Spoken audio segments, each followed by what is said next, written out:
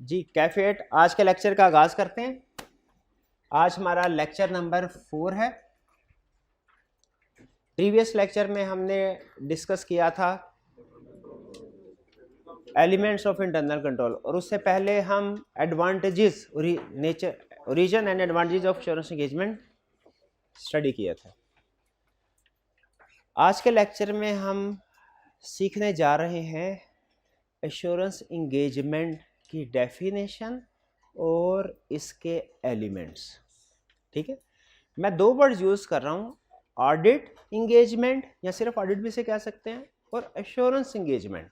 شاید آپ تھوڑا سا کنفیوز ہو رہے ہوں کہ کب آڈٹ کا ورڈ بولنا ہے کب ایشورنس کا. تو ابھی فی الحال آپ دونوں ٹرمز کو ایزیوم کر سکتے ہیں کہ دونوں کا مطلب ایک ہی ہے. آڈٹ انگیجمنٹ اور ایشورنس انگیجمنٹ دونوں کا مطلب ایک ہی ہے. فی الحال آپ یہ سمجھیں. اور ان دونوں کا کنسیپٹ کیا ہے؟ آڈٹ یا ایشورنس کا مطلب ہے ویریفیکیشن کرنا. ٹھیک ہے، اور ہم کس چیز کی ویریفیکیشن کرنا سیکھ رہے ہیں اس سبجیکٹ میں؟ فائنینشیل اسٹیٹمنٹ کی ویریفیکیشن. ٹھیک ہے، تو اب ہم ایشورنس انگیجمنٹ کو ڈیفائن کرنے جا رہے ہیں ٹیکنیکل ورڈز میں.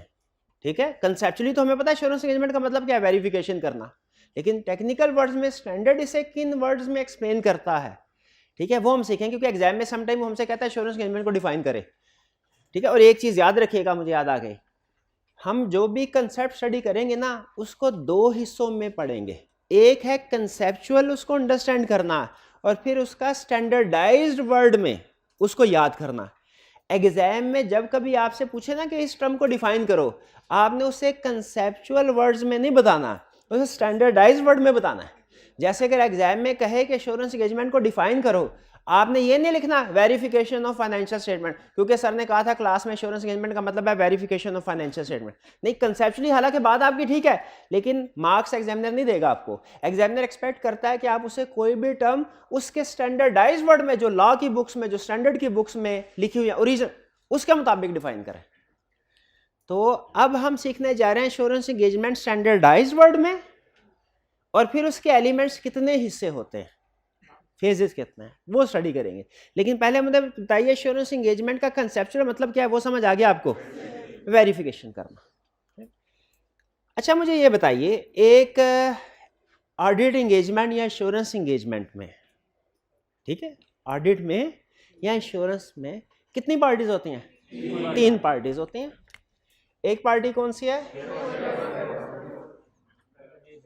Share holders. شیئر ہولڈرز اس کو کر لیتے ہیں مینجمنٹ یا ڈائریکٹرز، پھر اوپر شیئر ہولڈرز، اور پھر اس کے بعد یہاں پہ آڈیٹر. شاباش.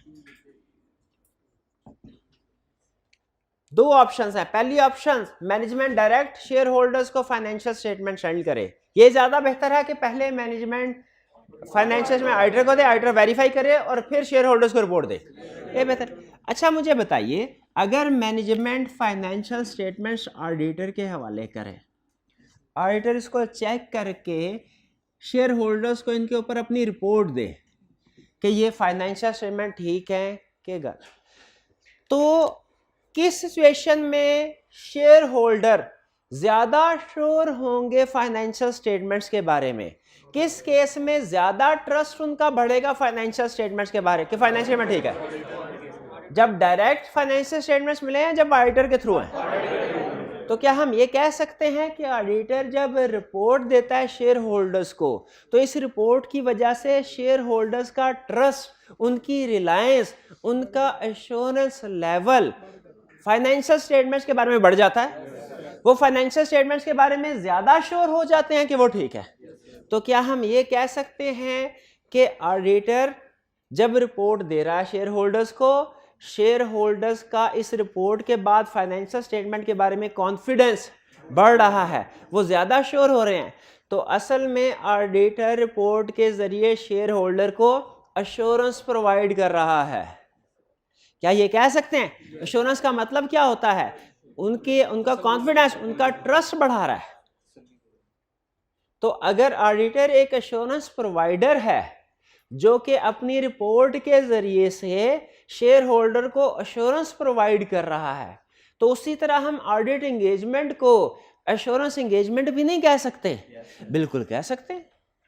Auditor is equal to assurance provider اور audit is equal to assurance for the time being, تھوڑی دیر کے لیے. بھئی یہ بات سمجھ آ رہی ہے آپ؟ اچھا یہ سینٹینس سمجھ آیا آپ کو کہ آڈیٹر ایشورنس پرووائڈ کر رہا ہے شیئر ہولڈرز کو رپورٹ کے تھرو؟ یہ سینٹینس سمجھ آ گیا. تو یہاں سے اب کہانی آگے لے کے چلتے ہیں. Assurance provide. اچھا ایشورنس انگیجمنٹ کا مطلب کیا ہوا؟ بھئی ایسی انگیجمنٹ،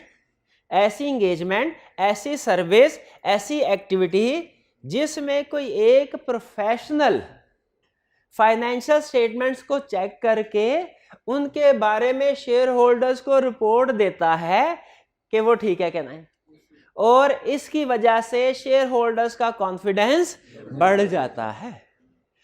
بھئی یہ کنسیپٹ سمجھ آ رہا ہے؟ چلیے اب ہم دیکھتے ہیں کہ اسی کنسیپٹ کو اسٹینڈرڈ کن ورڈز میں ایکسپلین کر رہا ہے. ہم سیکھنے کیا جا رہے ہیں؟ ایشورنس انگیجمنٹ کی ڈیفینیشن. اگر آپ سے کنسیپچولی کوئی پوچھے ایشورنس انگیجمنٹ بتاؤ کیا ہے، آپ کو ایشورنس انگیجمنٹ کا مطلب آڈٹ انگیجمنٹ ہی ہے ایک طرح سے.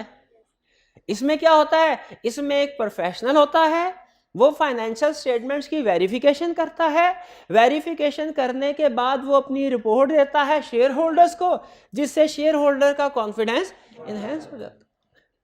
یہ اب دیکھتے ہیں اسٹینڈرڈ، اس سے جو ہمارے اسٹینڈرڈز ہے وہ اس سے کیسے ڈیفائن کرتے ہیں. اچھا میں بار بار ورڈ بول رہا ہوں اسٹینڈرڈز، ٹھیک ہے. جس طرح اکاؤنٹنگ آپ نے پڑھی ہے نا، اکاؤنٹنگ میں کچھ اسٹینڈرڈز ہوتے ہیں، اسی طرح آڈٹ میں بھی اسٹینڈرڈز ہوتے ہیں. اس طرح آڈٹ میں بھی اسٹینڈرڈز ہوتے ہیں، لیکن دونوں اسٹینڈرڈز میں ایک فرق ہے، وہ ذہن میں رکھنا ہے آپ نے. اکاؤنٹنگ کے اسٹینڈرڈز یہ بتاتے ہیں کہ اکاؤنٹنگ کیسے کرنی ہے، یعنی فائنینشل اسٹیٹمنٹ کیسے بنانی ہے. آڈٹ کے اسٹینڈرڈز یہ بتاتے ہیں کہ آڈٹ کیسے کرنا ہے، یعنی آڈٹ پروسیجر کیا کیا پرفارم کرنا ہے. اس کنسیپٹ کو مکس نہیں کرنا آپ نے.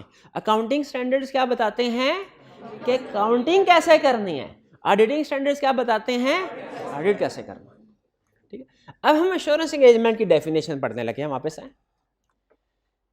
ایشورنس انگیجمنٹ کا مطلب کیا؟ Assurance engagement means activity, job. اسے ایشورنس انگیجمنٹ بھی کہہ سکتے ہیں، ایشورنس سروس بھی کہہ سکتے ہیں. Assurance engagement means an engagement in which a practitioner obtains evidence about valuation of subject matter against suitable criteria and expresses his conclusion to enhance the confidence of intended user other than responsible party. یہ ایک technical سی definition ہے جو first time پڑھے سمجھ نہیں آتے. اب میں اس کے کچھ پارٹس آپ کو سمجھا رہا ہوں، پہلے ان کے مطلب سمجھا رہا ہوں، مشکل الفاظ کے معنی. پہلے میں کیا سمجھاؤں گا؟ مشکل الفاظ کے معنی. پھر اس کے بعد پورا سینٹینس آپ کے سامنے بولوں گا تو انشاءاللہ سمجھ لگ جائے گی. سب سے پہلے پریکٹیشنر کا مطلب کیا؟ پروفیشنل جس کو ہم انگیج کرتے ہیں کوئی کام کرنے کے لیے. جیسے آپ نے کوئی ٹیکس ریٹرن اگر فائل کروانی ہے تو بہت کم ایسے لوگ ہوں گے جو خود سے ٹیکس ریٹرن فائل کر سکتے ہوں گے. نارملی آپ کسی ٹیکس پریکٹیشنر کے پاس جائیں گے، وہ ریٹرن فائل کرے گا. پریکٹیشنر کا مطلب ایک پروفیشنل جو کیا کرتا ہے، جو سبجیکٹ میٹر کو ایویلویٹ کرتا. ایویلویٹ کرنے کا مطلب ہے ویریفائی کرنا. ایویلویٹ کرنے کا مطلب کیا ہے؟ ویریفائی کرنا. سبجیکٹ میٹر کا مطلب کیا ہے؟ کسی چیز کو، کسی بھی چیز کو. سبجیکٹ میٹر کا مطلب ہوتا ہے وہ چیز جو انڈر انالیسس ہے. یہ ایک جنرل ورڈ ہے. سبجیکٹ میٹر کا مطلب کیا ہے؟ وہ چیز جو انڈر انالیسس ہے. جب ڈاکٹر کسی لاش کا پوسٹ مارٹم کر رہے ہوتے ہیں تو ان کا سبجیکٹ میٹر کیا ہوتا ہے؟ وہ لاش. تو ہم جب اب کا ایز آڈیٹر کام کر رہے ہوں گے، پوسٹ مارٹم کر رہے ہوں گے، ہمارا سبجیکٹ میٹر کیا ہوگا؟ Financial statement. شاباش. ٹھیک ہے. لیکن اس نے یہاں پہ کوئی اسٹوڈنٹ بتا سکتا ہے اس نے یہاں پہ فائنینشیل اسٹیٹمنٹ کی بجائے سبجیکٹ میٹر کا ورڈ کیوں یوز کیا؟ کیونکہ یہ پریکٹیشنر صرف فائنینشیل اسٹیٹمنٹ نہیں اور بھی بہت سی چیزوں کو ویریفائی کر سکتا ہے. ہمارے سلیبس کی حد تک صرف فائنینشیل اسٹیٹمنٹس ہے، لیکن ایڈوانس لیول پہ فائنینشیل اسٹیٹمنٹ کے ساتھ کوئی نان فائنینشیل اسٹیٹمنٹس بھی شامل ہو جاتی ہیں. تو ویلیویشن سبجیکٹ میٹر جس کے کسی چیز کو ویریفائی کر رہا ہے، پریکٹیشنر ہے وہ ویریفائی کر رہا ہے सब्जेक्ट मैटर किसी चीज को अगेंस्ट सूटेबल क्राइटेरिया, किसी स्टैंडर्ड के अगेंस्ट, ठीक है। किसी एक प्रैक्टिशनर है डॉक्टर, ठीक है, वो वैल्यूएट करता है, वेरीफाई करता है अपने पेशेंट को, ठीक है, थर्मामीटर लगा, टेम्परेचर आया 103, क्या कहेगा, बुखार है कि नहीं? अच्छा सिर्फ हाँ नॉर्मल, और हाँ लाहौर अभी नहीं ले जाओ, लाहौर 106 पे, ठीक। अच्छा मुझे ये बताइए, क्या आप इसको डॉक्टर सिर्फ, अब तो है उनको ज़बानी याद होते हैं, लेकिन ये जो भी टेम्परेचर आता है क्या डॉक्टर इसे किसी स्टैंडर्ड के साथ कंपेयर करता है? भाई 98 पे भी तो टेम्परेचर तो है ना कुछ 98 भी, लेकिन 98 नॉर्मल है, ठीक है, 102 103 ये नॉर्मल नहीं है। तो जब किसी चीज को मेजर किया जाता है तो बताया जाता है कि ये चीज ठीक है कि नहीं, तो किसी ना किसी बेंचमार्क, किसी ना किसी स्टैंडर्ड के साथ उसको कंपेयर करना पड़ता है।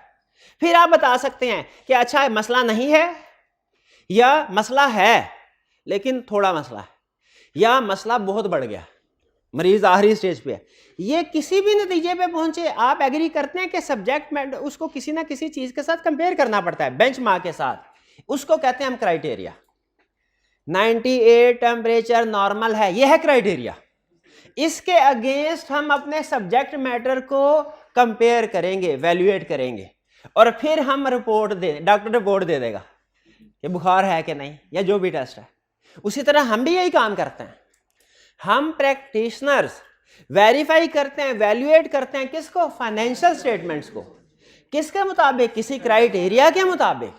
जैसे आप बताइए फाइनेंशियल स्टेटमेंट किसके मुताबिक बनती हैं, आईएफआरएस के मुताबिक। हम उसे आईएफआरएस के मुताबिक देखेंगे सही बनती है, सही बनी है कि नहीं, और फिर इवैल्यूएट करने के बाद, वेरीफाई करने के बाद हम क्या करेंगे, अब कंक्लूजन दे देंगे अपना।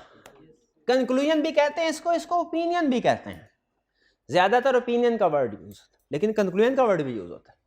हम अपना ओपिनियन या कंक्लूजन दे देंगे, जिससे इंटेंडेड यूजर्स यानी शेयर होल्डर्स का कॉन्फिडेंस इनहेंस हो जाएगा। इनहेंस का मतलब बढ़ जाएगा कि हाँ ने चेकिंग करने के बाद कहा है फाइनेंशियल स्टेटमेंट ठीक है, तो अब ठीक है। मैनेजमेंट डायरेक्ट मुझे बताती ना तो मैं इतना यकीन ना करता। भाई बात समझ आई? अदर देन रिस्पॉन्सिबल पार्टी, यानी वो कह रहा है कॉन्फिडेंस इनहेंस होगा, लेकिन किसका, इंटेंडेड यूजर्स यानी शेयर होल्डर्स का। रिस्पॉन्सिबल पार्टी का कॉन्फिडेंस नहीं इनहेंस होगा। रिस्पॉन्सिबल पार्टी है कौन, मैं, उसका कॉन्फिडेंस क्यों नहीं इनहेंस होगा, वो पहले इनहेंस्ड है, खुद अपने हाथ से जो चीज बनाई पहले इनहेंस है। तो इसका मतलब क्या हुआ, अब सुनिए जरा, अब इसको पढ़ते हैं।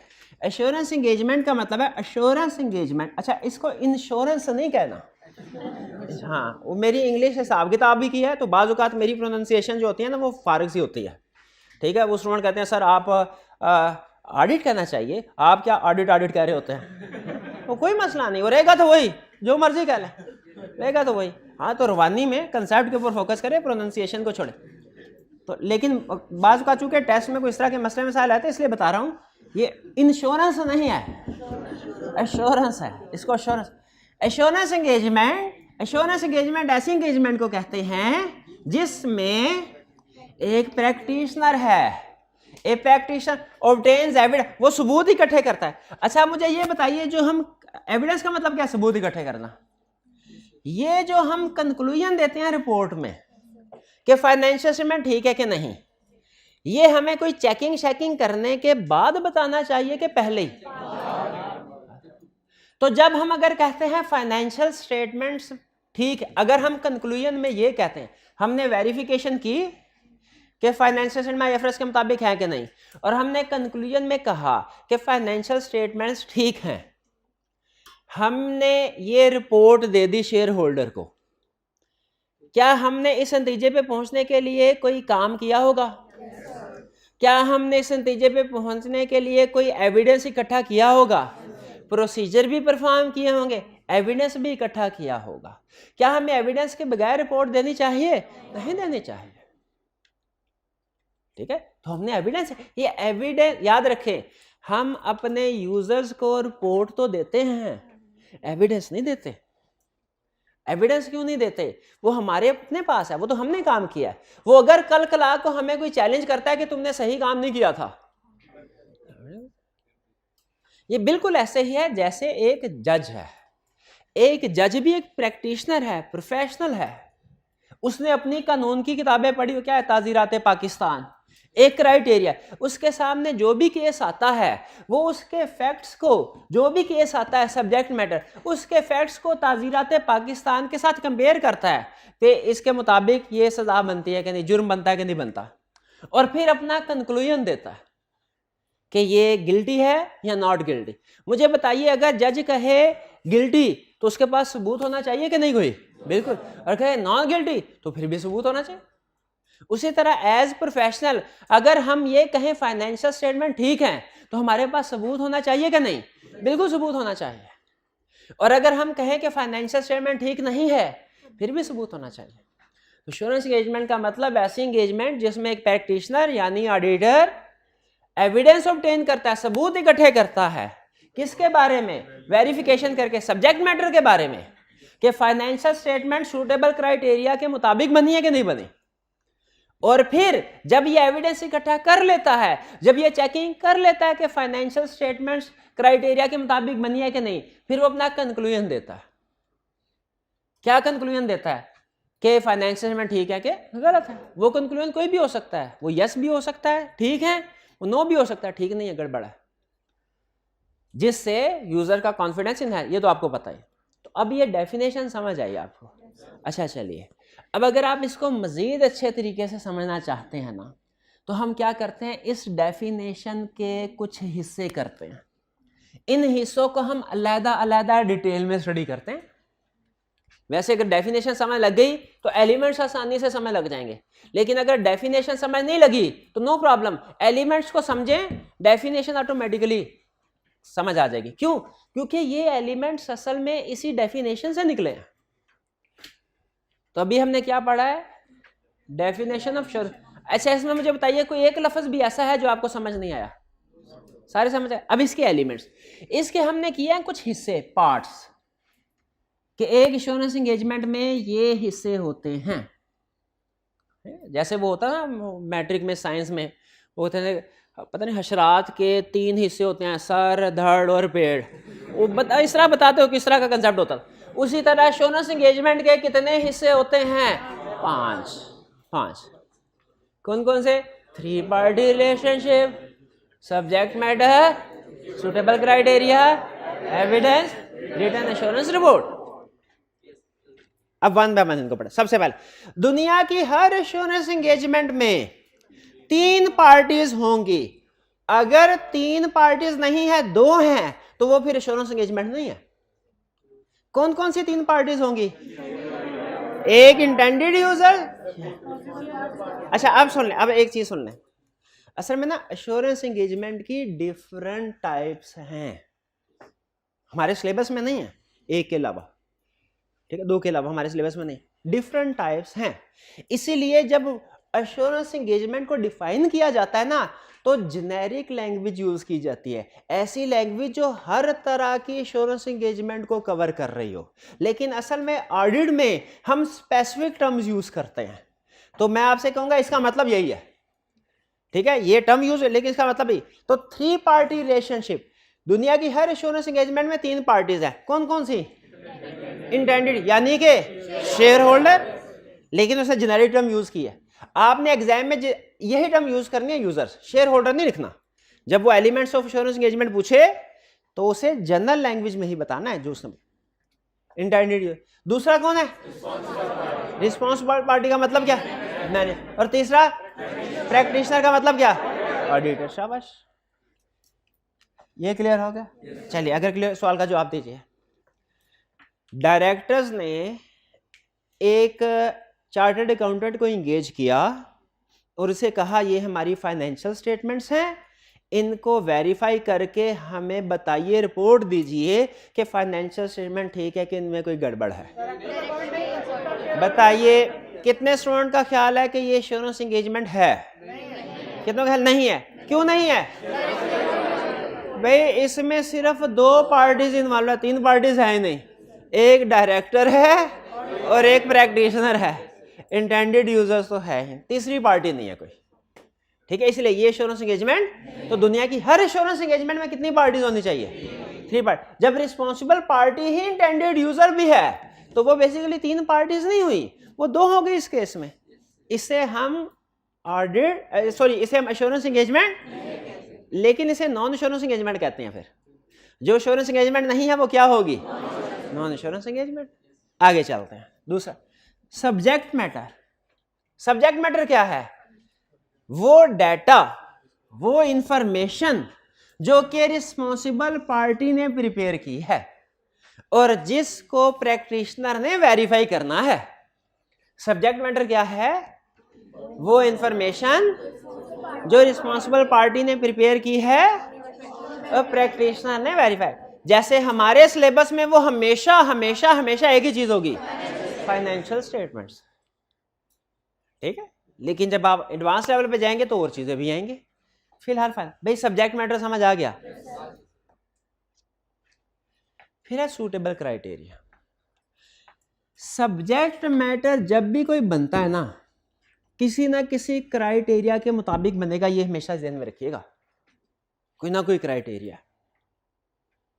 جیسے ہماری فائنینشیل اسٹیٹمنٹ جب بنتی ہے, آپ اپنی مرضی سے بناتے ہیں کہ کوئی اسٹینڈرڈ کوئی کرائٹیریا ہے؟ کرائٹیریا موجود ہے. بتائیے آپ نے اپنی زندگی میں کبھی فائنینشیل اسٹیٹمنٹس پریپیئر کی ہیں تو کس کرائٹیریا کے مطابق پریپیئر کیا؟ IFRS. آپ نے کبھی اپنی زندگی میں فائنینشیل اسٹیٹمنٹس پریپیئر کی ہیں کس کرائٹیریا کے مطابق؟ اگر آپ نے اپنی فائنینشیل اسٹیٹمنٹس میں IFRS کے مطابق ہی کام کیا ہو تو ہم کہیں گے آپ کی financial statement true and fair view present کرتی ہیں. لیکن اگر آپ نے اپنا سبجیکٹ میٹر بناتے ہوئے اس کرائٹیریا کے مطابق کام نہیں کیا, اس کے خلاف کام کیا, تو ہم کیا کہیں گے؟ Financial statement true and fair view present نہیں کرتے. ٹھیک ہے. تو کرائٹیریا کا مطلب کیا ہے؟ وہ فریم ورک, وہ رولز اینڈ ریگولیشنز جن کی بیس پہ فائنینشیل اسٹیٹمنٹس پریپیئر ہوتی ہیں. کرائٹیریا کا مطلب کیا ہے؟ وہ رولز اینڈ ریگولیشن جن کے مطابق فائنینشیل اسٹیٹمنٹس پریپیئر ہوتے ہیں. جیسے IFRS ایک فریم ورک ہے. سب سے زیادہ جو دنیا میں یوز ہونے والا فریم ورک ہے وہ IFRS. لیکن اس کے علاوہ بھی کچھ فریم ورک ہیں. دنیا میں فائنینشیل اسٹیٹمنٹ پریپیئر کرنے کے لیے صرف ایک کرائٹیریا نہیں ہے بلکہ اور بھی بہت سے کرائٹیریاز ہیں. اگر آپ نے ٹیکس کا سبجیکٹ پڑھا ہوا ہے تو آپ کو پتا ہوگا انکم ٹیکس آرڈیننس میں بھی کچھ رولز اینڈ ریگولیشنز ہیں جو فائنینشیل اسٹیٹمنٹس بنانے کے لیے یوز ہوتے ہیں, جو ٹیکسیبل پروفٹ کیلکولیٹ کرنے کے لیے یوز ہوتے ہیں, اور وہ رولز ڈفرنٹ ہیں IFRS سے. کلاس میں کوئی اسٹوڈنٹ بتا سکتا ہے کوئی ایک ایگزامپل جو ٹیکس بیسس فریم ورک میں ڈفرنٹ ہو رول اور IFRS میں ڈفرنٹ ہو؟ ڈیپریسیشن, ہاں ٹیکس میں ڈفرنٹ ریٹ ہوتا ہے اور IFRS میں ڈفرنٹ ہوتا ہے. اور بیڈ ڈیٹس ٹیکس میں ریکارڈ نہیں ہوتے جب تک ایکچوئل نہ ہو, اور IFRS میں ریکارڈ ہو جاتے ہیں. ٹھیک ہے. اور اکروولز اور پری پیمنٹس ٹیکس والے کیش بیسس پہ لاؤ کرتے ہیں, شاید یا دونوں کرتے ہیں. چلیں بہرحال ہمارے زمانے میں وہ کیش بیسس کے اوپر چلتے تھے. چلے بہرحال اس سے تو ایگری کرتے ہیں کہ دنیا میں فائنینشیل اسٹیٹمنٹس پریپیئر کرنے کے ایک سے زیادہ کرائٹیریا یا فریم ورک ہیں. اس سے ایگری کرتے ہیں. ایک ایگزامپل IFRS, دوسرا ٹیکس بیسس فریم ورک. اچھا آپ اگر غور کریں نا تو کرائٹیریا کے ساتھ لفظ لکھا ہوا ہے سوٹیبل. سوٹیبل کا یہ اس میں بہت بڑا کنسیپٹ چھپا ہوا ہے. کرائٹیریا میں بھی تھا وہ سمجھا دیا, سوٹیبل میں کیا ہے کہ اچھا مجھے یہ بتائیے یہ کرائٹیریا سیلیکٹ مینجمنٹ نے کرنا ہے کہ آڈیٹر نے؟ سمپل آنسر, بھائی جس نے سبجیکٹ میٹر بنانا ہے اسی نے کرائٹیریا سیلیکٹ کرنا ہے. سبجیکٹ میٹر کس سے بنانا ہے؟ کرائٹیریا کس سے سیلیکٹ کرنا ہے؟ مینجمنٹ کو چاہیے کہ کرائٹیریا سوٹیبل سیلیکٹ کرے. حالات و واقعات کے مطابق سوٹیبل کرائٹیریا سلیکٹ کرے. سوٹیبل کا مطلب دیکھے، جیسے اگر فائنینشل سٹیٹمنٹس بھجوانی ہے عام یوزرز کو اسٹاک ایکسچینج میں، تو بتائیے اس کے لیے سوٹیبل کرائٹیریا کیا ہونا چاہیے؟ IFRS. اور اگر فائنینشل سٹیٹمنٹس بھجوانی ہے FBR کو ٹیکس ریٹرن کے ساتھ، تو اس کے لیے سوٹیبل کرائٹیریا کیا ہونا چاہیے؟ تو یہاں پہ نوٹ کیجئے صرف کرائٹیریا نہیں لکھا ہوا ایلیمنٹ میں، سوٹیبل صرف کرائٹیریا لکھا ہوتا تو اس کا مطلب ہے آپ جس مرضی فریم ورک کے مطابق فائنینشل سٹیٹمنٹ بنا کے بیچ سکتے تھے. کہنا نہیں، ایشورنس انگیجمنٹ میں لازمی ہے کہ آپ کا کرائٹیریا سوٹیبل ہو. سوٹیبل کا مطلب آپ نے دیکھنا ہے فائنینشیل میں کس کے لیے بن رہی ہے، اس کی ریکوائرمنٹس کیا ہے، اس کے لحاظ سے ڈیسائیڈ کریں گے. سوٹیبل کرائٹیریا میں ورڈ کرائٹیریا سمجھ آ گیا، ورڈ سوٹیبل بھی سمجھ آ گیا. کتنے ایلیمنٹس ہو گئے؟ 3. کون کون سے؟ 3 پارٹی ریلیشن شپ، subject matter, suitable criteria. Evidence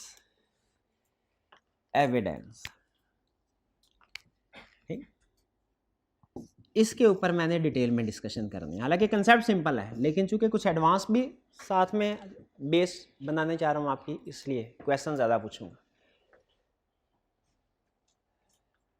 ابھی جج کی ایگزامپل دی تھی، آپ نے کبھی سنا ہوگا تمام ثبوتوں اور گواہوں کے بیانات کی روشنی میں عدالت اس نتیجے پہ پہنچی ہے آگے کہ اس کو سزا دے دی جائے، جرم ثابت ہوتا ہے سزا. کبھی آپ نے سنا کہ اس نے جج نے یہ کہا ہو کہ ملزم کی شکل دیکھ کے عدالت اس نتیجے پہ پہنچی ہے کہ اسی نے مرغی چوری کی ہے؟ کبھی یہ سنا؟ کبھی نہیں سنا. ہمیشہ کیا ہوتا ہے؟ تمام ثبوتوں اور گواہوں کے بیانات کی روشنی میں. اس کا مطلب ہے جج کو جو فیصلہ کرنا چاہیے نا، وہ اپنی پرسنل لائکس اور ڈس لائکس کی بیس میں نہیں کرنا چاہیے، بلکہ اسے ایویڈنس ثبوت کی بیس پہ کرنا. اگر ثبوت اس چیز کی نشاندہی کر رہے ہیں کہ یہ بے گناہ ہے، تو جج کا فیصلہ کیا ہونا چاہیے؟ جج کا کنکلوژن کیا ہونا چاہیے؟ جج کیا ججمنٹ دے کہ بری کر دو، بے گناہ ہے. اور اگر ثبوت اور گواہوں کے بیانات اس بات کی طرف اشارہ کر رہے ہو کہ گناہ گار ہے، تو اس کو سزا ملنی چاہیے. ایسے یعنی اور یہ صرف اصول جج پہ اپلائی نہیں ہوتا، ہر پروفیشنل کو چاہیے کہ وہ کسی بھی نتیجے پہ پہنچے نا تو ایویڈنس کی بیس پہ پہنچے، ایویڈنس کے بغیر نہ پہنچے. ہر پروفیشنل کی اپنی رائے قائم کرتا ہے نا، ہر وہ کسی ایویڈنس کی بیس پہ قائم کرتا ہے. اگر ایویڈنس کے بغیر رائے قائم کریں، ہم کہیں ہاں بھائی آپ باعث ہو گئے ہو، آپ باعث ہو گئے ہو، ٹھیک ہے. اب فرض کیجئے کسی اسٹوڈنٹ کے والدین آئے میرے پاس، انہوں نے کہا سر جی ہم نے اپنے بچے کو آپ کے پاس بھیجا ہے، مہینہ ہو گیا ہے، تو اب آپ ہمیں بتائیے کہ یہ امتحان میں پاس ہو سکتا ہے کہ نہیں. میں نے کہا جی اس بچے کو بلائیں. بچے کو دیکھا، اس کی شکل ہی نہیں مجھے پسند آئی. کیا میں یہ کہہ دوں کہ مشکل ہے؟ کیا یہ کہہ دوں؟ مجھے نہیں کہنا چاہیے. مجھے جو رائے قائم کرنی چاہیے، جو نتیجے پہ پہنچنا چاہیے، وہ کسی نہ کسی ایویڈنس کی بیس پہ. اب مجھے بتائیے، جو میں اس اسٹوڈنٹ کے پیرنٹس کو اپنی رائے بتانی ہے، اپنا کنکلوژن بتانا ہے، اپنا اوپینین بتانا ہے کہ یہ پاس ہو سکتا ہے کہ نہیں، کسی ایویڈنس کی بیس پہ. ایویڈنس کیا ہوگا؟ اس نے ٹیسٹ دیا ہے کہ نہیں، اٹینڈنس دی ہے کہ نہیں، کلاس پارٹیسپیشن کیا ہے، ہوم اسائنمنٹ کرتا رہا ہے کہ نہیں کرتا رہا، یہ کویشچن پوچھے کہ نہیں. یہ ساری چیزیں سامنے رکھ کے اگر تو یہ ٹھیک فیور میں جا رہے ہیں تو میں کہوں یہ پاس ہو سکتا ہے، اور اگر فیور میں نہیں جا رہی فیل ہو سکتا ہے.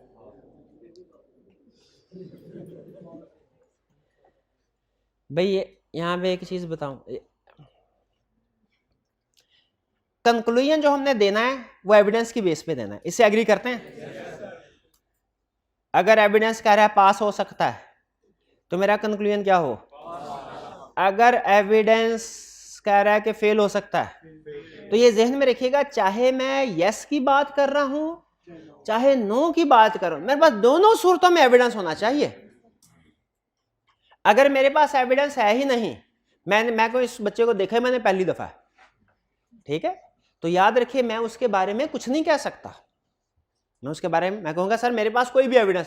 اگر ٹیسٹ ہیں، ٹیسٹ میں پاس ہوا ہے تو میں کیا کہوں گا؟ پاس کا اوپینین. ٹیسٹ ہوئے ہیں، ٹیسٹ میں فیل ہوا ہے، کیا کہوں؟ اگر اس بچے نے فرض کریں ٹیسٹ دیا ہی نہیں، یہ دیکھیں یہ اہم کنسیپٹ ہے. کیا مجھے کہنا چاہیے پاس؟ سوچ کے بتائیے کیا مجھے کہنا چاہیے فیل؟ اب آپ کے ذہن میں آ رہا ہوگا اس نے ٹیسٹ نہیں دیا تو فیل ہی ہے، لیکن یاد رکھیے اس کا مطلب ہے ہو سکتا ہے وہ پاس ہونے والا ہو لیکن کسی وجہ سے ٹیسٹ نہ، بیمار ہو گیا اس دن. تو ہمیں یہ سکھایا جاتا ہے کہ آپ نے جب بھی کوئی کنکلوژن یا اوپینین دینا ہے کسی ایویڈنس کی بیس پہ دینا ہے، اور اگر آپ کے پاس ایویڈنس نہیں ہے تو آپ نے کنکلوژن نہیں دینا. پھر سنیں، نہیں بات سمجھ آئی؟ اسٹینڈرڈ یہ کہتے ہیں آپ پریکٹیشنر ہیں، آپ پروفیشنل ہیں، پرسنل لائکس ڈس لائکس کو سائڈ پہ رکھنا ہے. جب کبھی کوئی کنکلوژن دینا ہے نا وہ کسی نہ کسی ایویڈنس کی بیس پہ دینا ہے، چاہے کنکلوژن یس ہو چاہے نو ہو، ایویڈنس ہونا چاہیے. اور اگر ایویڈنس نہیں ہے تو پھر کوئی کنکلوژن نہ یس کا نہ نو کا. چلیں آگے پھر اس کنسیپٹ کو دوبارہ کسی دن ڈسکس کریں گے. آگے چلتے ہیں. کتنے ایلیمنٹ ہو گئے؟ نہیں آگے نہیں چلتے.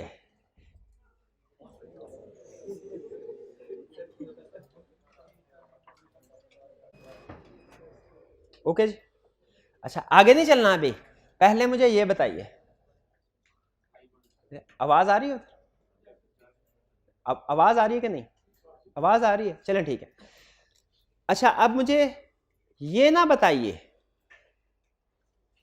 یہ بات تو سمجھ آ گئی نا ہمیں کہ جو بھی ہم کنکلوژن دینے جا رہے ہیں اس کی سپورٹ میں ہمارے پاس ایویڈنس ہونا چاہیے. میں نے آپ کو ایگزامپل پوچھی اسٹوڈنٹ کی کہ اس کے بارے میں پاس یا فیل بتانا ہے، کیا ایویڈنس ہونا چاہیے؟ آپ نے ٹھک کر کے کہا سر یہ ٹیسٹ ہونے چاہیے، یہ اس کے کویسچنز ہونے چاہیے. اب ڈسکشن کو آگے لے کے چلتے ہیں. اگر میں آپ سے پوچھوں فائنینشیل اسٹیٹمنٹ کو ہم نے ویریفائی کرنا ہے، فائنینشیل اسٹیٹمنٹس کے اندر ڈفرنٹ لائن آئٹمز ہوتی ہیں، ہوتے ہیں نا؟ کون کون سی ہوتی ہیں ذرا بتائیے گا. سیلز، شاباش، پرچیزز، ایکسپینسز، ایسٹس، انکم. نہیں اسپیسیفک ایگزامپل دیں، صرف ایسٹس نہ کہیں، بتائیں کون کون سا asset? Inventory, fix assets, debtors, creditors, پے رول، کیش، بینک، اسٹاک. بالکل ٹھیک ہے، بالکل ٹھیک ہے. اچھا اب سنیں، کوئی سی لائن آئٹم پھر سے بتائیں. پرچیزز. آپ ایک آڈیٹر ہیں، آپ نے پرچیزز کو ویریفائی کرنا ہے کہ اور بتانا ہے پرچیزز ٹھیک ہے کہ نہیں. آپ کے پاس کوئی ایویڈنس ہونا چاہیے. پرچیزز کو ویریفائی کرنے کے لیے کیا ایویڈنس ہوگا؟ صرف ایک جواب. شاباش، پرچیز انوائس. اور ایک اور ایگزامپل میری طرف سے بھی لیجئے، پرچیز ایگریمنٹ. ایگریمنٹ بھی بنتا، ایگریمنٹ علیحدہ چیز ہوتی ہے اور انوائس علیحدہ ہوتی. بلکہ اگر آپ کہیں تو ایک اور ایگزامپل دوں، وہ کیا بھلا؟ Good sad note. یہ مشکل مثال تھی. ہاں یہ ساری چیزیں ایویڈنس ہے. اگر کسی ٹرانزیکشن آپ پرچیز کو ویریفائی کر رہے ہیں اور اس ٹرانزیکشن میں یہ چیزیں موجود ہیں، پرچیز انوائس ہے، پرچیز ایگریمنٹ ہے، جی آر این، اس کا مطلب کیا ہے؟ وہ ٹرانزیکشن ٹھیک ہے. اس کا مطلب کیا؟ وہ ٹرانزیکشن. یہ بات سمجھ ہے؟ اور لائن آئٹم بتائیے. سیلز. سیلز کا ایویڈنس بتائیے آپ کیا ہوگا؟ شاباش، سیل انوائس. اور ایک مثال اور دوں میں، سیلز ایگریمنٹ. شاباش. اور ایک مثال اور دوں، گڈز. گڈ سیڈ نوٹ نہیں اب کی بات، نا گڈز ڈسپیچ نوٹ. شاباش. سمجھ؟ اس کا مطلب ہے جب ہم ویریفیکیشن کر رہے ہوتے ہیں نا کہ سیلز ٹھیک ہے کہ نہیں، تو یہ ایویڈنس ڈھونڈ رہے ہوتے ہیں. اگر آپ کو یہ ایویڈنس مل جائے تو اس کا مطلب ہے یہ چیزیں ٹھیک. اچھا آپ نے ویریفیکیشن کی، 10,000 کی سیل تھی. آپ نے انوائس جو ریکارڈ ہوئی تھی، انوائس دیکھا وہ 10,000 ہی کی تھی. آپ کیا کہیں گے؟ Financial statements give true and fair view, یا financial statement do not give true and fair view? Give true and fair view. اور اگر ریکارڈ 10,000 کیا تھا، سیل انوائس 1,000 کیا ہے، financial statement do not give true and fair. یہ sales do not give true and fair view. بھئی یہ بات سمجھ آ رہی ہے؟ اچھا ایک سیلز کی ایگزامپل ہو گئی، ایک پرچیزز کی. میں چاہ رہا ہوں، ضروری نہیں ہے لیکن آگے چل کے نا ایک ٹاپک ہے اس میں یہ ڈاکومنٹس یوز ہوتے ہیں، تو میں چاہتا ہوں آپ کے ساتھ ان کو فیملیئر کر دو. اور ایگزامپل دیجئے کوئی ایریا. الیکٹریسٹی بل. الیکٹریسٹی بل کے ویریفائی کرنے کے لیے کیا ایویڈنس چاہیے؟ اس کا بل. اس کا بل. اچھا ایک اس کنسیپٹ سے دوسرا کنسیپٹ سمجھا رہا ہوں آپ کو. ایویڈنس کی ایگزامپل لے کے ایک دوسرا کنسیپٹ. ساتھ ہی ایک تیسرا بھی ذہن میں آ گیا, وہ بھی بتا دوں. آپ نے ایویڈنس دیکھا بل, آپ نے کہا الیکٹریسٹی بل دیکھیں گے. سر الیکٹریسٹی ایکسپینس کو ویریفائی کرنے کے لیے کیا ایویڈنس دیکھیں گے؟ الیکٹریسٹی بل. دو سچویشن, پہلی سچویشن کلائنٹ نے فوٹو کاپی دے دیا آپ کو, دوسری سچویشن اوریجنل بل دے دیا. کس میں ایویڈنس زیادہ کس میں آپ کی زیادہ تسلی ہو جائے گی؟ اوریجنل میں. شاباش. اور ایگزامپل آپ ایگزامپل بتائیے کوئی. سیلریز. شاباش. سیلریز کو ویریفائی کرنا ہے, بتانا ہے سیلریز ٹرو اینڈ فیئر بھی پریزنٹ کرتے ہیں کہ نہیں. کوئی ایویڈنس لے کے پھر یہ بتائیں گے کہ ایویڈنس کے بغیر؟ ایویڈنس لے کے. اور یہ سیلریز کا ایویڈنس یہ بھائی مجھے بتائیں. Payroll sheet. شاباش شاباش. آپ نے کہاں پڑھا ہے پیرول شیٹ؟ یہ میں ایکسپیکٹ نہیں کر رہا تھا. سیل پرچیز پڑھا تھا, کاسٹ. اچھا پیرول شیٹ پڑھا. ایک ایسی شیٹ ہوتی ہے جس میں سارے امپلائیز کی لسٹ آ رہی ہوتی ہے, پیرول شیٹ. شاباش. اچھا اور بتائیے لائن آئٹم. رینٹ. ہاں شاباش. رینٹ ایکسپینس, یہ آپ بھائی بتائیں گے. رینٹ ایکسپینس کو ویریفائی کرنا ہے. رینٹ ایگریمنٹ, یہ کہاں پڑھا آپ نے؟ یہ تو میں نے بھی نہیں پڑھایا, ٹیکس میں پڑھا. شاباش. رینٹ ایگریمنٹ دیکھیں گے, رینٹ ایگریمنٹ دیکھیں گے. اچھا اب مجھے یہ بتائیں, لیکن ایک منٹ ٹھہرے, ایک کنسپٹ سے دوسرے سے تیسرا کنسپٹ ذہن میں آ گیا. رینٹ ایگریمنٹ دیکھا, رینٹ ایگریمنٹ میں طے ہوا ہے, رینٹ ایکسپینس میں ریکارڈ ہوا ہے رینٹ 10 لاکھ. رینٹ ایگریمنٹ دیکھا 10 لاکھ ہی تھا. کیا آپ کنکلوژن دیں گے؟ فائنینشیل میں گیو. دوسرا کیس, ایکسپینس ریکارڈ ہوا 10 لاکھ کا, رینٹ ایگریمنٹ دیکھا اس میں 1 لاکھ ایگری ہوا تھا. کیا کہیں گے؟ Rent expense do not give, یہی کہیں گے. تیسرا case rent expense 10 lakh record ہوا ہے, آپ نے کلائنٹ سے کہا رینٹ ایگریمنٹ, اس نے کہا گم ہو گیا ہے ہی نہیں. کتنے اسٹوڈنٹس کا خیال ہے کہ financial statement give true, sorry rent expense give true and fair view? کتنوں کا ایکسپینس ہے do not give true and fair view? کتنوں کا خیال ہے وی ایکسپریس نو کنکلوژن؟ شاباش. We express know conclusion. اس کا مطلب ہے جو بھی کنکلوژن ہو ایویڈنس کی بیس پہ ہوگا, ایویڈنس کی بیس. اور شاباش. اور کرنٹ ایسٹ نہیں, کرنٹ ایسٹ کوئی لائن آئٹم نہیں ہے. Specific I keep, specific example cash and bank. Cash کے بینک, کیش کا بتائیے کیا ایویڈنس ہوگا؟ نوٹ دیکھ لیں گے فزیکلی موجود ہے کہ نہیں, نوٹس دیکھ لیں گے فزیکلی موجود ہے کہ نہیں. آپ کو پتا ہے آپ کا کوئی دوست اگر آرٹیکلز میں ہے تو اسٹاک کاؤنٹ کرنے جاتا ہوگا, یہ گنتے ہیں ہم نوٹس ہیں. اگر نوٹ سارے کرنسی موجود ہے اس کا مطلب ہے ٹھیک ہے. بینک میں جو بیلنس ہے, بینک ریکنسیلیشن اسٹیٹمنٹ, بہترین ایگزامپل. یہ کہاں پڑھی آپ نے؟ R2 میں, R1 میں. شاباش. بینک ریکنسیلیشن اسٹیٹمنٹ, بالکل ٹھیک ہے. اچھا اور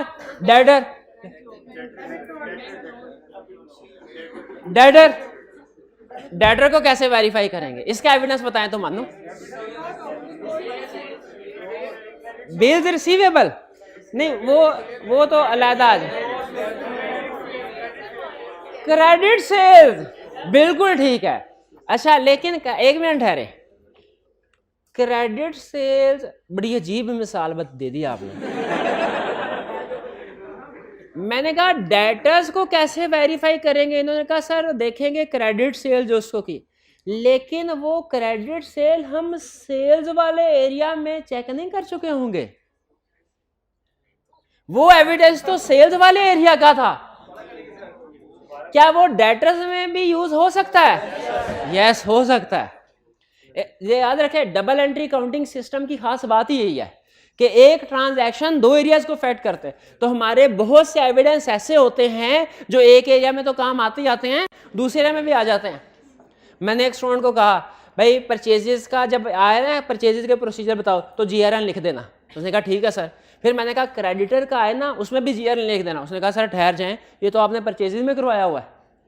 کیا کریڈیٹرز کو ویریفائی کرتے ہوئے پرچیزز کی ٹرانزیکشنز کو چیک نہیں کر سکتے؟ لیکن کون سی والی کو چیک کریں گے بھلا؟ جو اینڈ والی ہے، آخری مہینے والی، کیونکہ جو شروع والی تو پیمنٹ ہو گئی ہوگی نا موسٹ پروبیبلی، آخری والی تو باپ. اچھا مشینری بھی تو ایک ایریا ہے فائنینشیل اسٹیٹمنٹ کا، اس کو کیسے ویریفائی کریں گے؟ فزیکلی دیکھیں گے شاباش موجود ہے کہ نہیں. اور اچھا چلے اور بتائیں اور کیا دیکھیں گے؟ اس کے ٹائٹل ڈاکومنٹس دیکھیں گے، انوائس وغیرہ. بالکل ٹھیک ہے. تو اس ساری ڈسکشن سے کیا ہم اس نتیجے پہ پہنچتے ہیں کہ ایویڈنس، ہم نے جو بھی اوپینین جس کنکلوژن پہ بھی پہنچنا ہے ایویڈنس پہلے لینا ہے، اس ایویڈنس کی بیس پہ کنکلوژن پہ پہنچنا ہے. اور ایویڈنس کیا ہوگا؟ یہ area to area, area means line item account. Evidence کیا ہوگا؟ یہ اکاؤنٹ ٹو اکاؤنٹ ڈیپینڈ کرتا ہے. الیکٹریسٹی کا ایویڈنس ہو سکتا ہے کچھ اور ہو، رینٹ کا ایویڈنس، رینٹ ایکسپینس کو ویریفائی کرتے ہو سکتا ہے ہم کچھ اور ایویڈنس دیکھیں، سیلریز ایکسپینس کو ویریفائی کرتے ہو سکتا ہے کچھ اور ایویڈنس کو دیکھیں، بینک کے لیے ہو سکتا ہے کچھ اور ہو، کریڈیٹرز کے لیے ہو سکتا ہے ایویڈنس کچھ اور. لیکن یاد رکھیں ہر چیز کا، ہر ایریا جس کو ہم ویریفائی، اس کا ایویڈنس کوئی نہ کوئی لازمی ہوگا. دنیا میں آج تک کوئی ایسا ایریا ایجاد نہیں ہوا، کوئی ایسا اکاؤنٹ ایجاد نہیں ہوا جس کو ویریفائی کرنے کے لیے کوئی ایویڈنس نہ ہو. Even depreciation, even provision for bad debts کو بھی ویریفائی کرنے کے لیے ایویڈنس موجود ہوتے ہیں، جو میں ابھی نہیں بتا رہا آپ کو، ٹھیک ہے؟ وہ آگے چل کے دیکھیں. کتنے ایلیمنٹس؟ 4. 3 پارٹی ریلیشن شپ، subject matter, suitable criteria, evidence. آخری میں نہیں بتا رہا. رپورٹ. اچھا رپورٹ، لیکن اس سے تو کنکلوژن لکھا ہوا تھا ادھر. رپورٹ بھائی کنکلوژن رپورٹ میں ہی ہوتا ہے. جب ہم آئی کیب کا پیپر دیتے ہیں، آئی کیب ہمیں رپورٹ بھیجتا ہے نا، رپورٹ وہ پورا پیج ہوتا ہے، اس میں بہت سی ایلیمنٹس ہوتے ہیں. رپورٹ کے اندر بہت سے ایلیمنٹس ہوتے ہیں نا، اس میں ڈیٹ بھی ہوتی ہے، اس میں نام بھی ہوتا ہے، اس میں ایڈریس بھی ہوتا ہے، اس میں سگنیچر بھی ہوتے ہیں، لیکن اس میں سب سے اہم ایلیمنٹ کون سا ہوتا ہے؟ آئی کیب کا کنکلوژن، پاس ہو کہ فیل ہو. اگر آپ نے پیپر دیا، سنیے، پیپر دیا اچھا ہوا، کیا کنکلوژن آئی کیب کا؟ پیپر دیا اچھا نہیں ہوا، فیل. پیپر دینے نہیں گئے، ایڈمیشن فارم جمع کروایا، پیپر دینے نہیں گئے، پھر کیا آتا ہے؟ پھر پاس آتا ہے کیا فیل آتا ہے کیا؟ نہیں. پھر کیا آتا ہے؟ ایبسینٹ. کہ کوئی بھی کنکلوژن نہیں ہے، کیونکہ آئی کیب کے پاس ایویڈنس ہی نہیں. یاد رکھیں جب آئی کیب آپ کو پاس کہتا ہے، اس کا بھی ایویڈنس آئی کیب کے پاس موجود ہے. جب آپ کو فیل کرتا ہے تو اس کا بھی ایویڈنس موجود ہے. اور جب ایویڈنس موجود نہیں ہوتا، وہ کوئی کنکلوژن نہیں دیتا، نہ پاس کا نہ فیل کا. وہ کہتا ہے بھائی ایبسینٹ، مجھے نہیں پتا کیا ہے. بھائی یہ ریٹن ایشورنس رپورٹ سمجھ آئی؟ اچھا ریٹن کا مطلب، ایشورنس کا مطلب کیا بتا رہا ہے؟ کہ اس میں کوئی نہ کوئی کنکلوژن ہوگا جس میں پریکٹیشنر رائٹر کہہ رہا ہوگا کہ فائنینشیل میں ٹھیک ہے، ایشورنس پرووائڈ کر رہا ہوگا نا. اس کا نام صرف رپورٹ نہیں ہے بلکہ کیا ہے؟ Assurance report. کیوں؟ اس میں ایشورنس پرووائڈ کی جا رہی ہے، یعنی کنکلوژن جو دیا جا رہا ہے وہ ایشورنس ہی ہے نا. ریٹن کا مطلب کیا ہے؟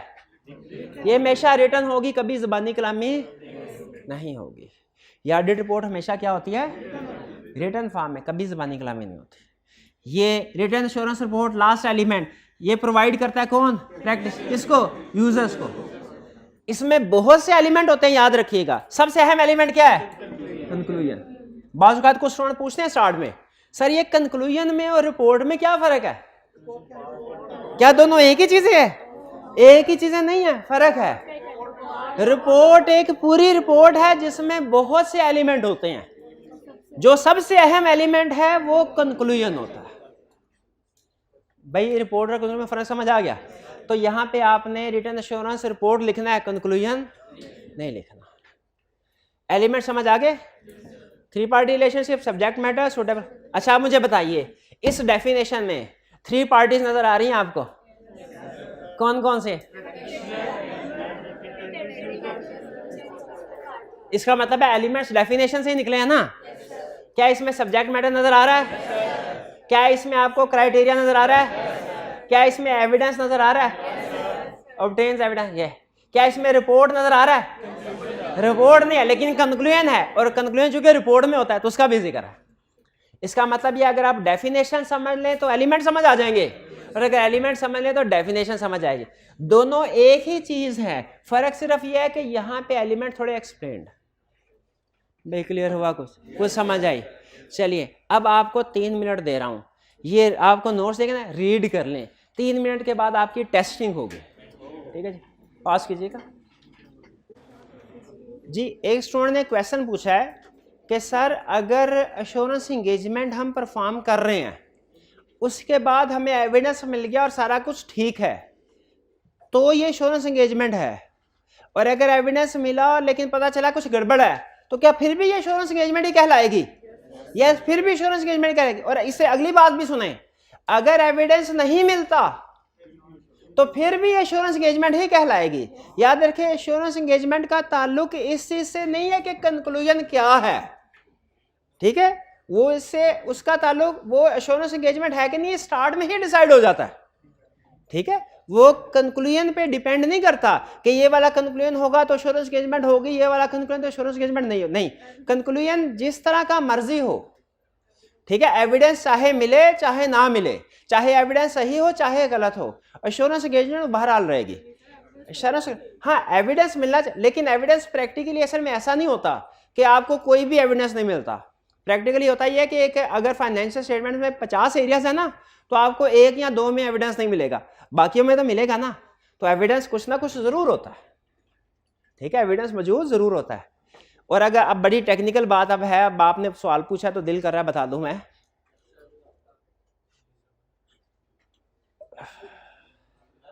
سم ٹائمز ایویڈنس کا نہ ہونا بھی ایویڈنس ہوتا ہے, لیکن یہ بات ابھی آپ کو سمجھ نہیں آئے گی. نہیں اس کو چھوڑ. ہاں چلیں آگے چلیں. اچھا آپ سنیں, اب آپ کا ہے ٹیسٹ ٹائم. میں یہ دیکھنا چاہتا ہوں کہ جو کچھ میں نے آج کے لیکچر میں آپ کو اور کل کے لیکچر میں جو ہوا ہے سمجھا, آپ کو سمجھ آیا کہ نہیں؟ ٹھیک ہے, اسٹارٹ. آپ کو پتا ہے کہ کیا کرنا ہے. موبائل پہ جانا ہے کروم پہ, وہاں پہ آپ نے ایکسپلورر پہ ویب سائٹ اوپن کرنی ہے menti.com, www.menti.com. وہاں پہ جا کے کوڈ انٹر کرنا ہے 6069117. اچھا یہ آن لائن والے اسٹوڈنٹ سن لیں, یہ کوڈ کلاس کے بعد کام نہیں کرتا. کلاس کے بعد آپ کو یہ میں پرووائڈ کروں گا ضرور, ٹھیک ہے, لیکن وہ آپ کے LMS پہ لنک کے ذریعے, اور کلاس کے بعد آپ لوگوں کے لیے اویلیبل نہیں ہے. کلاس کے دوران میں آن لائن والوں کے لیے اویلیبل نہیں, لیکن کلاس کے بعد آن لائن والوں کے لیے اویلیبل ہے, ایک آپ کے لیے اویلیبل نہیں ہے. ٹھیک ہے, تو اویلیبلٹی تو دونوں کے لیے ہے نا, ٹائم کا فرق ہے. سٹارٹ کریں جی, تیار ہے؟ یہ آپ کو پتا ہے کیسے کرنا ہے. menti.com پہ جائیں, کوڈ انٹر کے 10 کویشچن میرے حالات 10 ہی, ایک آدھا شاید اوپر نیچے ہو. فاسٹر آنسرز مور پوائنٹس, یہ تو پتا ہے نا رول. صرف صحیح نہیں کرنا, جلدی بھی کرنا ہے. You will be given a reading time of 5 second. Question آئے گا, ریڈنگ ٹائم کے بعد آپشنز آئیں گی, آپ نے ووٹ کرنا ہوگا کسی آپشن کو. Top 5 students to get ₹50 H. چلیے اب آپ کے سامنے آپ سے نام پوچھے گا, آپ نے اپنا ID انٹر کر دینا. چلیے 144 148 150 ہو گئے, بس ٹھیک ہے, سٹارٹ کریں جی. چلیے پہلا کویشچن یہ, if auditor identifies weakness in internal control, to whom should he communicate? اگر آڈیٹر کو انٹرنل کنٹرول میں کوئی ویکنیس نظر آئے, اسے کس کو کمیونیکیٹ کرنا ہے؟ کیا مینجمنٹ کو, یا شیئر ہولڈرز کو, یا کہ دونوں کو, یا ان میں سے کسی کو بھی نہیں؟ ریگولیٹر کو, FIA کو کر دو. کس کو کرنے کا؟ انٹرنل کنٹرول ویکنیسز کس کو کمیونیکیٹ کی جاتی ہیں؟ مینجمنٹ کو. شاباش, اس میں کریکٹ آپشن ہے A. Internal control weaknesses identify ہوئی تو مینجمنٹ کو کمیونیکیٹ کی جائیں گی. یہ 150 اسٹوڈنٹ نے صحیح جواب دیا, یہ 4 اسٹوڈنٹ کا خیال ہے شیئر ہولڈرز کو غلط, اور پھر بوتھ کو کیوں؟ شیئر ہولڈر کو تو اس سے کوئی غرض نہیں ہے, شیئر ہولڈر کو کس سے غرض ہے؟ فائنینشیل اسٹیٹمنٹ سے. آگے چلو, کویسچن 2 تیار ہیں جی؟ یہ رہا کویسچن آپ کے سامنے. Which of the following is not a correct response if auditor identifies a weakness in internal control? کون سا صحیح رسپانس نہیں ہے؟ ناٹ نہیں ہے. کمیونیکیٹ ٹو مینجمنٹ, یہ تو صحیح ہے. انٹرنل کنٹرول ویکنیس ہے تو مینجمنٹ کو کمیونیکیٹ تو کرنی چاہیے. Increase risk of material miss statement, یہ بھی صحیح ہے. اگر انٹرنل کنٹرول میں تو رسک بڑھ جائے گا زیادہ پروسیس پرفارم کرنے. ایشو موڈیفائڈ رپورٹ, یہ صحیح نہیں ہے. موڈیفائڈ رپورٹ ایشو نہیں کرنی چاہیے. انکریز پروسیجر, پروسیجر بھی اسے بڑھانے چاہیے, رپورٹ موڈیفائڈ نہیں کرنی. کیوں موڈیفائڈ رپورٹ کیوں نہیں؟ کیونکہ رپورٹ موڈیفائڈ اس وقت ہوتی ہے جب مس اسٹیٹمنٹ ان فائنینشیل اسٹیٹمنٹ ہو. جب ویکنیس ان انٹرنل کنٹرول ہو تو آڈٹ رپورٹ پہ کوئی فرق نہیں ہے. کس پہ فرق پڑتا ہے؟ مینجمنٹ لیڈر پہ. تو مینجمنٹ لیڈر دیتے ہیں 98 ٹھیک ہے 26. بہرحال 26 اور 22 والے پریشان نہ ہو, ابھی آگے ہے گے, ابھی ہو سکتا ہے یہ 92 والے غلطی کر بیٹھے. بھئی یہ کلیئر, اس میں کوئی پرابلم تو نہیں ہے؟ آگے چلتے ہیں. نیکسٹ کویسچن 3 یہ رہا.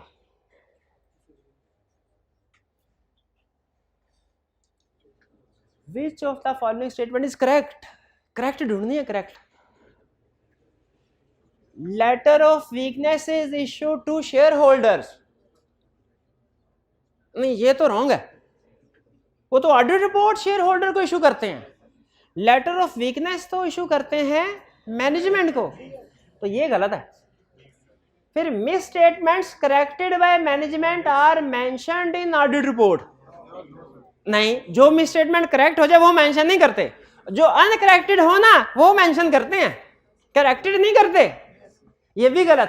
پھر auditor should not waste time on understanding internal control. کیا آڈیٹر کو انٹرنل کنٹرول کی انڈرسٹینڈنگ میں ٹائم ویسٹ نہیں کرنا چاہیے؟ صحیح کہہ رہا ہے, نہیں, اسے یہ والا ٹائم ویسٹ کرنا چاہیے کیونکہ یہ والا ٹائم بعد میں اس کا بہت سا ٹائم سیو کرتا ہے, پروسیجر کم ہو جاتے ہیں. ہاں, if internal control is strong, auditor performs less procedures.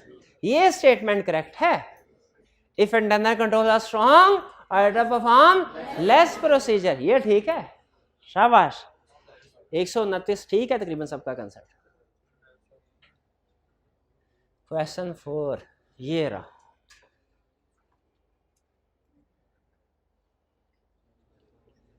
Which of the following is a weakness in internal control? ان میں سے کون سی ویکنیس انٹرنل کنٹرول ہے؟ Management does not record depreciation in financial statements. یہ weakness ہے کہ مس statement ہے؟ یہ تو مس اسٹیٹمنٹ ہے. اس نے پوچھا ویکنیس, یہ غلط. Management does not record bad debts in financial statements, یہ بھی مس. بھائی فائنینشیل اسٹیٹمنٹ میں جو گڑبڑ, ایک آسان رول بتاؤں, جہاں جہاں پہ فائنینشیل اسٹیٹمنٹ آ رہا ہے نا مس statement. Payments are made to supplier without authorisation, یہ انٹرنل کنٹرول ویکنیس ہے. فائنینشیل اسٹیٹمنٹ میں جب بھی گڑبڑ ہوگی وہ مس اسٹیٹمنٹ ہے, وہ فائنینشیل اسٹیٹمنٹ نہیں ہے. اور management does not include disclosure in financial statement. اچھا, ڈسکلوجر کا غلط ہونا یہ بھی مس اسٹیٹمنٹ ہوتی ہے. میں تو آج تک یہ سمجھتا رہا کہ صرف اماؤنٹس میں جو غلطیاں ہوں گی وہی مس اسٹیٹمنٹ ہوں گی, ڈسکلوجر میں بھی مس اسٹیٹمنٹ ہو سکتی ہے. اب جو کلاس کا سب سے شارپ اسٹوڈنٹ ہے نا وہ یہ پوچھے گا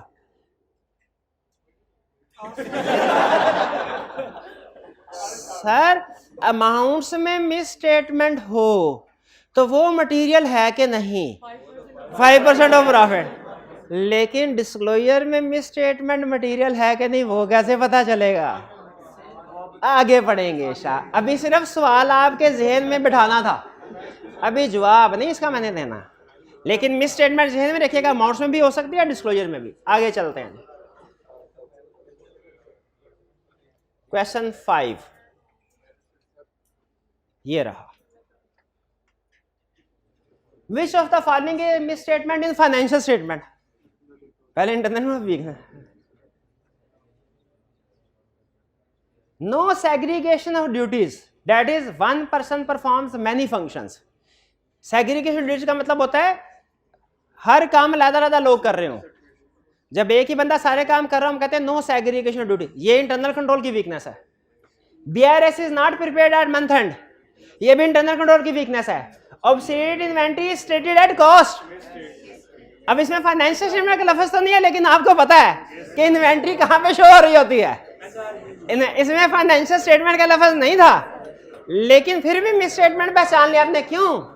کیونکہ انوینٹری فائنینشیل اسٹیٹمنٹ میں شو ہو رہی ہوتی ہے. Obsolete inventory کاسٹ پہ شو کرنا غلطی ہے کیا؟ ہاں, اس کو کس پہ شو ہونا چاہیے؟ NRV پہ. شاباش. اور نیکسٹ تھا approval is not obtained before credit. ٹھیک ہے, کریڈٹ سیل سے پہلے اپروول obtain نہ. دیکھیں اپروول جتنی بھی ہوتی ہے نا وہ انٹرنل کنٹرول ہے. اپروول جتنی بھی ہے وہ انٹرنل کنٹرول ہے. ریکنسیلیشن جتنے بھی ہیں انٹرنل کنٹرول ہے. ٹھیک ہے. اور last inventory is not counted eight month and. ٹھیک ہے, یہ بھی انٹرنل کنٹرول ویکنس ہے. ٹھیک ہے, کیونکہ کنفرم ہو سکتا ہے پوری ہو, کاؤنٹ نہیں کی پھر بھی ہو سکتا ہے پوری ہو. مشکل تھا, کوئی بات نہیں, آگے چلتے. نہیں ٹائم بس یہی بہت ڈسکشن کرنی ہوتی ہے ہم نے ساتھ ساتھ, یہ ورنہ تو آدھے گھنٹے میں چلا جائے گا. ایک which of the following is not an element of assurance engagement. یہ تو آج والا آ گیا. suitable criteria, three party relationship, subject matter, ITS conclusion. سارے ٹھیک ہے, کوئی سا آپ کا کیا خیال ہے؟ حالانکہ بتایا تھا لیکچر میں, بتایا تھا, پھر سوچ لیں. Auditors conclusion element of insurance engagement نہیں ہے, وہ تھا ریٹن انشورنس رپورٹ. وہ تھا ریٹن انشورنس رپورٹ. تو سب ٹھیک تو کر دیا سب نے, ایسے نہ کریں, ٹھیک کر کے بھی سوال پوچھ رہے ہیں.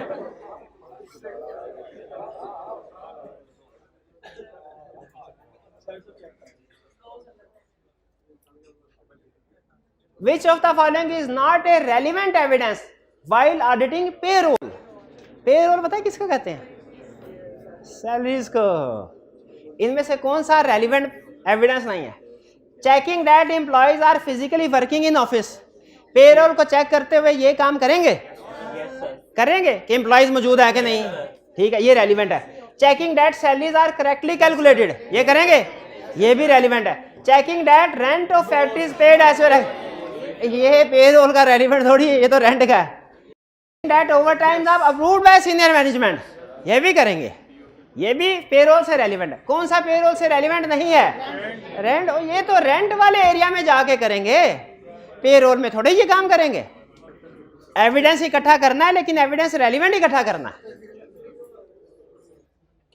آگے چلیں. 8 کویسچن نمبر 8 یہ رہا آپ کی اسکرین پر 50 روپے کے لیے. Which of the following not a relevant evidence while auditing fixed assets. پہلا چیکنگ یہ تو مجھے بھی نظر نہیں آ رہا. Checking depreciation is not calculated on fully depreciation. ہاں یہ چیک کرتے ہیں, یہ ریلیونٹ ہے. Checking that proper dispose is excluded from balances, یہ بھی ٹھیک ہے, یہ بھی. Checking that vehicle physically exist, یہ بھی ٹھیک ہے. Checking that inventories purchase from reputable supply, یہ صحیح نہیں ہے. یہ تو انوینٹری کے لیے ریلیونٹ ہے نا. فکس ایسٹ میں یہ تھوڑی دیکھیں گے کہ انوینٹری اپرووڈ سپلائر سے آ رہی ہے. بھائی سمجھ آئی کہ نہیں آئی؟ اچھا آپ کو موبائل پہ صحیح نظر آ رہی ہوتی ہے. اور یہ لاسٹ والی کیا تھی؟ نہیں کیا تھی؟ لینڈ کو فزیکلی ویری یا ٹائٹل ڈاکومنٹ چیک کرنا ہوگا. ہاں چیک کرنا کہ land name of the company ہے کہ نہیں, یہ بھی فکس ایسٹ سے ریلیونٹ ہے. صرف انوینٹری والا ریلیونٹ نہیں تھا. کیوں انوینٹری والا کس سے ریلیونٹ تھا بلا؟ وہ انوینٹری والے اکاؤنٹس کا آڈٹ کرتے ہوئے کرے گا.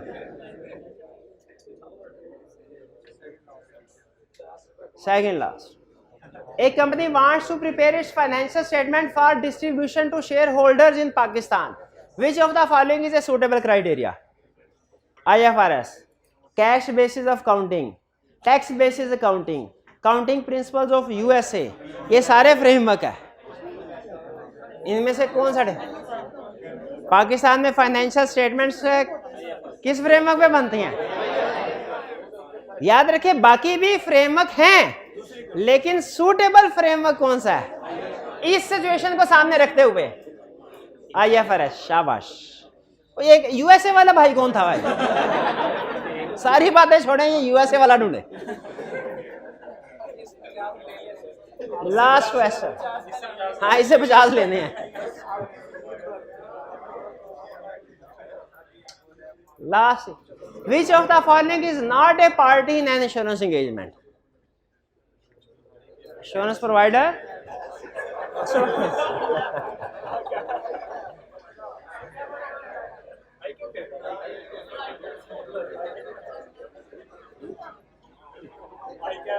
تھری پارٹی ریلیشن شپ میں بھائی کوئی نہ کوئی تو فیل کرنا تھا نا, میرے ذہن میں جو ہے میں نے کر دیا.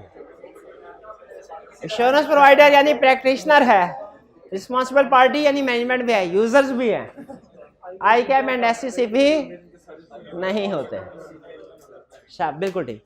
چلیے اب آتے ہیں ونرز کی طرف. جی بھائی پرائز نکالے. پرائز